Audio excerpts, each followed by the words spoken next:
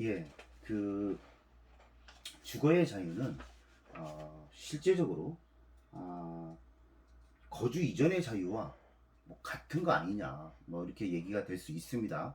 예, 그렇지만 주거 이전에는 어떤 그 자기가 일시적인 어떤 사생활을 보호받고 싶은 그 부분에 대한 공간적인 그러한 자유입니다. 그러니까 어, 주거 이전의 자유는 내가 이동할 수 있는 이러한 자유인데, 주거의 자유는 내가 일정한 공간을 보호받고 싶을 때 적용되는 자유권적 기본권이라고 볼 수 있습니다. 예를 들어서 내가 여행을 가서 텐트를 칩니다. 텐트를 치게 되면 그 텐트는 내 내 그 보호 영역으로서 남들한테 그 텐트 안에서 자고 또 뭐 어떤 쉴 때 남으로부터 그 보호받고 싶은 거죠. 그 부분이. 그러니까 텐트를 함부로 여러분들이 물론 뭐 이제 고의성이 없을 때 모르겠지만 고의적으로 다른 사람의 텐트를 함부로 들어가 문을 열리고 함부로 들어간다? 이거는 적용될 수 있는 것이 주거침입죄입니다. 주거침입죄. 당연히 그렇기 때문에 어떠한 차량에서 자고 먹고 하는 내가 사적인 영역을 보호받고 싶은 그런 구역에서는 그것이 당연히 주거의 자유로 보호받고 싶은 것이죠. 그렇기 때문에 이거는 내 공간적인 개념의 사생활 보호를 얘기합니다. 그렇다면 일반적으로 다 그런 거죠. 대학 강의실 같은 경우 강의를 할 때 그 강의실에 함부로 들어오는 거, 허락이 없이 함부로 들어왔다? 이거는 적용할 수 있는 것이 주거침입죄인 것이죠.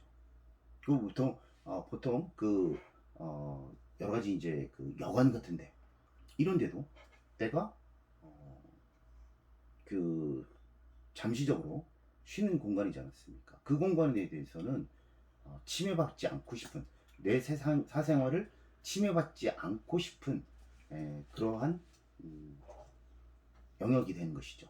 그래서 그것을 침입할 때 주거 침입죄가 되는 겁니다. 그래서 옛날에 이런 판례가 있었어요. 실제적으로 남녀가 다른 남녀 간통을 그 여자의 집에서 간통을 했어요. 근데 그때 당시면 이제 간통죄가 있을 때였거든요. 그 남편이 알고 있었습니다. 나중에 알게 된 거예요.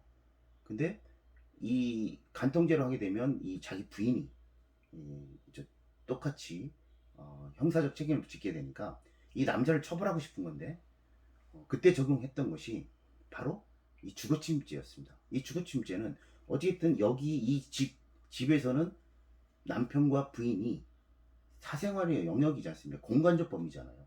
여기에 이 남편의 의사에 반해서 다른 외간 남자가 이 부인이 이제 들어오긴 했지만 이 남자 입장에서는 내 사생활의 영역이고 내가 보호받고 싶은 구역이잖아요.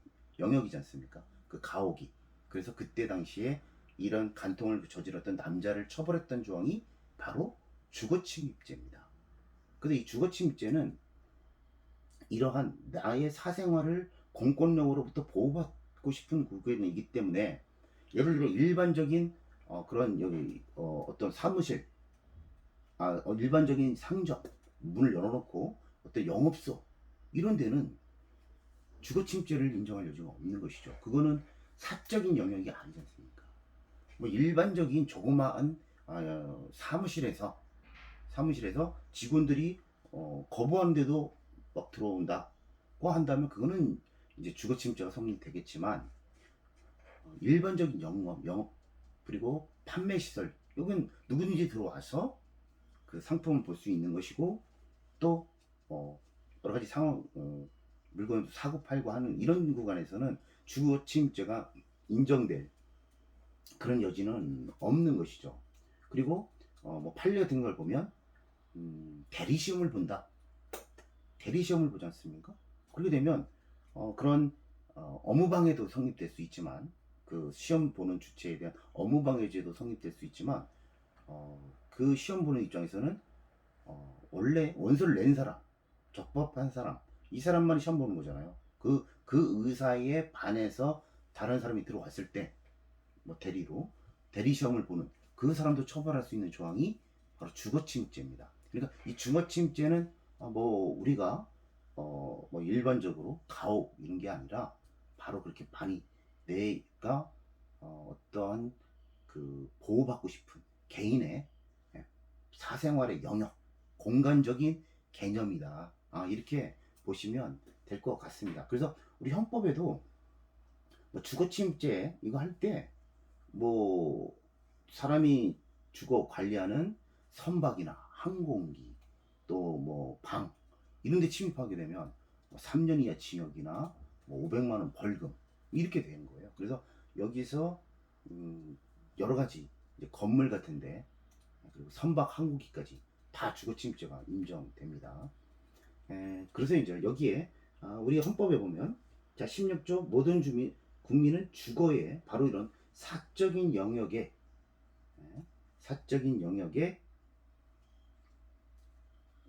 자유를 침해받지 아니한다 돼 있고요.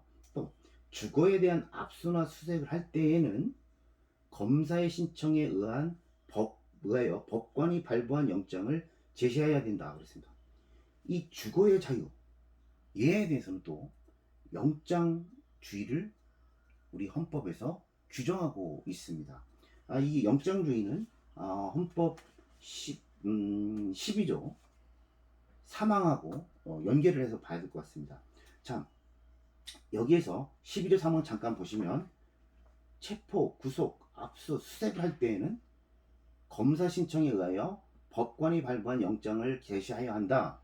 여기까지 같다고 봐야 되겠죠? 다만 현행범인 경우와 장기 3년 이상의 형에 해당하는 죄를 범하고 도피 또는 증거인멸의 염려가 있을 때에는 사후에 영장을 청구할 수 있다. 이렇게 돼 있어요. 그래서 여기서 자 그러면 12조 사망에서는 단서 조항이 있는 것이죠.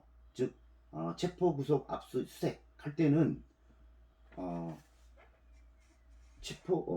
이 요건이 이제 영장을 먼저 쳐야 되는 거잖아요. 근데 그 체포나 구속 뭐 이런 거 할 때 압수수색 할 때 일단 체포 영장에 의한 집행이 있고요. 그 다음에 두 번째는 체포 영장이 없더라도 현행범인 경우 그리고 장기 3년 이상에 해당하는 죄를 범하고 도피 또는 증거 인멸의 우려가 있는 경우 즉 사후에 영장을 청구할 수 있는 게 바로 이 세 가지가 영장을 해서 집행할 수 있는 게 세 가지가 있는 거죠. 체포 영장에 의한 경우 또는 긴급 체포 그리고 현행범 이 세 가지는 체포, 구속, 압수, 수색할 때 이 세 가지 방법에 의해서 할 수밖에 없는 거지 않습니까? 그렇다면 거주 이전에 모든 국민은 주거의 자유를 침해하지 아니한다 이렇게 돼 있고요. 그러면 주거에 대한 압수수색을 할 때는 그러면 이 단서 조항이 적용 안 되는 거냐 하는 거죠. 단서 조항이 즉 압수수색을 할 때 그러면 예를 들어 현행범이 있어요. 현행범에 대해서 현행범이 있을 때 압수수색 주거에 대해서 현행범이 있는데 그 사람이 살고 있는 그 사람의 그 공간이 있을 거 아닙니까? 거기에 대해서도 그러면 현행범인데도 적용되느냐? 또 긴급 체포로도 가능한 것이냐? 즉 주거 공간에 대해서 주거의 자유를 주거를 인정하고 있는 그 주거에 대한 압수나 수색을 할 때 그러면 헌법 12조 3항과 같이 현행범, 긴급체포 이게 가능하냐는 겁니다. 즉 영장 없이 주거에 대한 압수나 수색을 할 수 있느냐 하는 겁니다. 헌법재판소는 원칙적으로 주거에 대한 압수, 수색을 할 때 당연히 영장에 의해서 하여야 되지만 12조 3항과 같이 현행범인 경우 그리고 긴급체포에 해당되는 경우 이런 경우라면 주거에 대한 압수수색에 영장 없이도 할 수 있는 것이고요. 또 체포영장을 하더라도 그 사람이 이제 체포영장 같은 거 있지 않습니까? 구속영장 이렇게 하면서 주거에 대한 압수를 할 때 이때도 예를 들어 그 사람이 범인이 도망을 가요. 도망을 걸면 다른 사람들에 대한 주거 그리고 이런 것들에 대해서 조사도 하고 수색도 해야 되지 않습니까? 이럴 때에 당연히 영장 없이도 가능하다는 것이죠. 그래서 이 16조만이 사실상은 주거에 대한 압수수색할 때 영장이 필요하다라고 하고 있어서 다른 기본권보다도 더 두텁게 보호하고 있는 겁니다. 다만 12조 3항과 같이 이런 경우에도 주거에 대한 압수수색의 경우에도 현행범 그리고 긴급 체포인 경우도 가능하다. 그리고 영장에 의한 주거나 압수수색 할 때에도 이 어떤 그 범인이 있을 거라고 하는 개연성 그리고 그 긴급성 이런 것들을 똑같이 요구하고 있다는 것입니다. 그래서 이 16조 이것은 다른 기본권과 달리 단서조항에 주거에 대한 압수나 수색을 할 때에는 검사의 신청에 의해서 영장을 제시해야 한다는 규정을 가지고 있어서 다른 어떤 기본권보다도 더 두텁게 보호하고 있는 시스템으로 돼 있다. 이렇게 아시면 될 것 같습니다. 자, 이제 그럼 다음에 사생활보호입니다. 이 사생활보호는 여러 가지 이제 논의가 좀 되고 있는 부분이 있어요. 오늘 여기까지 좀 보려고 하는데요. 그 사생활보호는 어떻게 보면 가장 또 기본적인 나의 내가 다른 사람으로부터 내 개인적인 영역을 침해받지 않고 싶은 건 모든 인간들이라면 당연히 요구되는 그러한 내용이겠죠. 그래서 실질적으로 오늘도 이제 보도기사에 나지만 법무부 장관이 어떤 자기의 보도를 하려고 하는 기다리는 기자들을 내 세상을 침해한다고 해서 인터넷에 그 얼굴까지 알리는 그러한 것들이 일어나면서 그러면 이제 법무부 장관이 그러면 그 개인 기자의 그 얼굴이 나오는 거잖아요. 그렇다면 그 개인 기자의 또 사생활에 대한 침해를 또 한 것이지 않습니까? 그런 부분들이 지금 계속 상충돼요. 그러면 유명 연예인이나 정치인들도 계속 기자들이 계속 사생활을 아니면 그 집 앞에서 출근한 것까지 촬영을 하고 이렇게 한다면 분명히 그것도 사생활의 침해는 맞죠. 맞는 거고요. 또 그렇지만 또 공인인 경우에 그런 부분이 또 허용될 수밖에 없는 것이죠. 그 공인이기 때문에 그렇다고 해서 또 그런 취재를 하고 하는 그런 기자들의 또 얼굴을 또 인터넷에 게시하는 것도 또 그것도 사생활의 침해를 하는 것이다 이렇게 볼 수도 있습니다.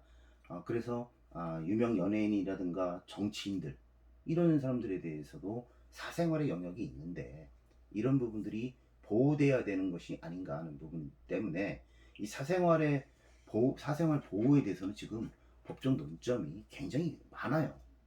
이 부분들은 그래서 이제 특히 우리가 이제 이러한 아까도 말씀드렸다시피 우리가 지금 그런 사생활을 그래서 이제 아까도 탐정 같은 경우가 그렇다는 지금까지 계속 인정을 안 한 것이 또 헌법재판소에서도 일단은 합헌이라고 했던 부분이 그러한 특정인의 사생활을 조사하고 하는 부분들이 굉장히 이제 사생활 보호에 침해되는 그런 행위이기 때문에 탐정업을 지금까지도 허가를 안 내줬던 거예요. 그래서 이 사생활을 보호하는 그런 부분들이 요즘 굉장히 많이 대두되고 있는데요. 자, 이거 관련해서 최근에 이제 미투 사건 같은 경우에 여러 가지 이제 문제가 대두되고 있었습니다. 그래서 이제 그러한 부분들이 여기서 이제 대두됐던 부분들이 바로 이 사실적시 명예훼손이라는 거였습니다. 즉 내가 미투를 당했다라고 하는 부분들이 그 사람에게 이야기를 해서 어떤 형사라든가 뭐 민사로 뭐 해결할 부분인데 이것을 다른 사람에게 알렸다, 공공연하게 알렸다 라고 하게 되면 이것이 이제 사실적시 명예훼손, 이 부분이 에, 그 사실적시 명예훼손에 걸리는 것이다 라는 것이죠. 그래서 실제로 사실인데도 불구하고 그것을 알렸다 라고 하면 나의 사생활이 공공연하게 다른 사람에게 알려졌다는 것이죠. 그러니까 허위 사실 적시로 인해서 명예훼손이야 당연히 이제 그거는 문제가 되지 않겠죠. 왜냐하면 상대방을 비방하기 위해서 사실이 아닌 이런 부분을 다른 사람에게 알렸다. 이것은 당연히 법적으로 문제가, 형사적으로 문제가 될 수 있겠죠. 사실이 아닌 부분을 그 다른 사람을 비방하기 위한 목적이었으니까요. 그러나 사실인 관계를, 사실인 것을, 이것을 일반인에게, 다른 사람에게 알렸다고 하면 나의 사생활이 알려지게 된 거잖아요.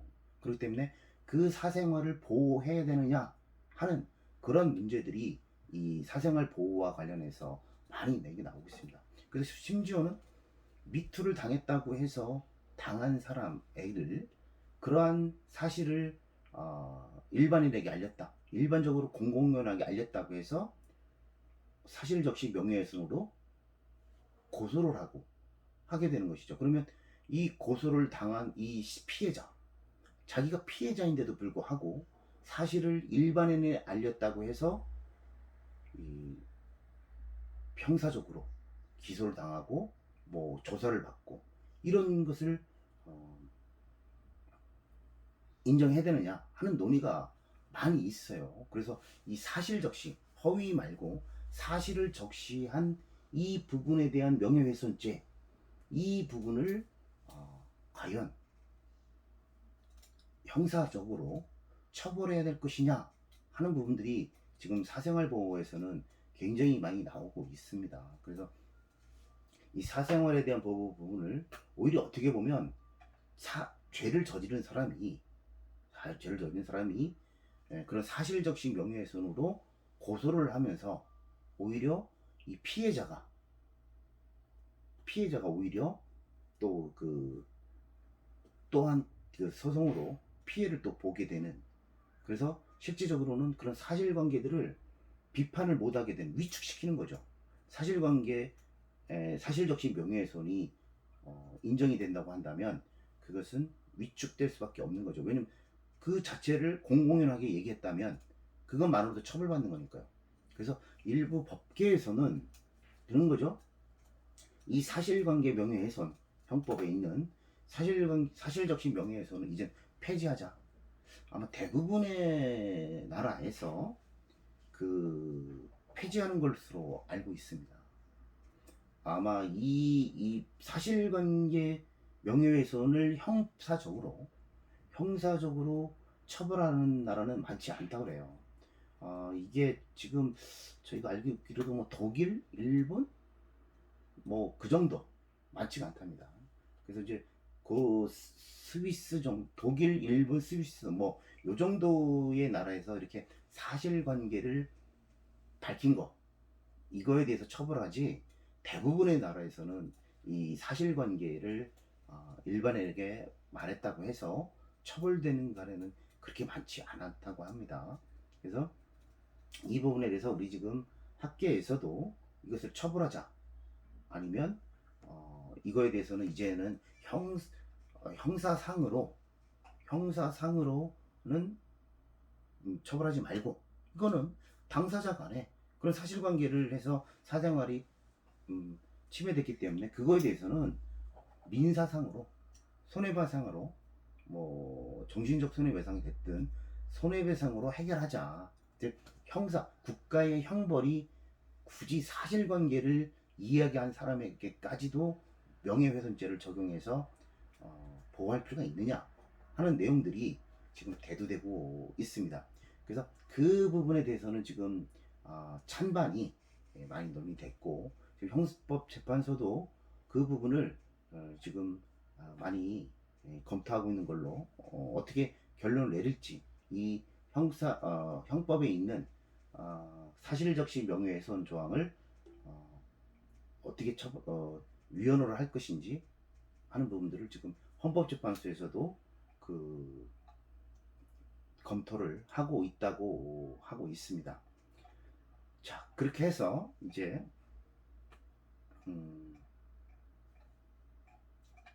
오늘 14조와 15조, 16조, 17조까지 4개 조항을 살펴봤습니다. 지금 이 조항들은 자유권적 기본권에서 아주 중요한 그런 내용들을 담고 있고요. 다음에 이제 18조, 19조, 20조, 그리고 22조, 21조, 이 부분들은 또 다음 주에 묶어서 또 설명을 좀 드리도록 하겠습니다. 이 조항들은 일단 개강을 해서 대면으로 강의를 할 예정으로 있습니다. 이렇게 있고요. 그리고 지금 부가적으로 지금 레포트를 원래 이제 중간고사 때 해야 되는 건데 그냥 기말에 한번 내는 것으로 이렇게 하겠습니다.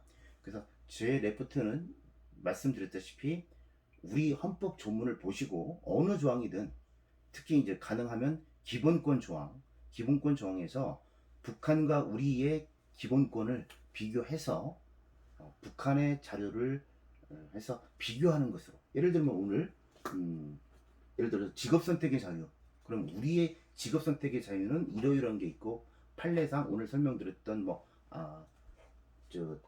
안마사라든가 이러한 탐정이라든가 이러한 직업 선택의 자유에 대해서 우리는 이렇게 많이 폭넓게 인정하고 있는데, 북한은 여러분들 찾아보십시오. 북한은 어떤 절차에 의해서 직업 선택을 주고 있는지, 이런 내용들을 자료를 구해서 북한과 우리 헌법의 차이점, 이 부분들을 정리를 좀 하시는 것으로 중간고사와 기말고사를 그 레포트로 대체하도록 하겠습니다.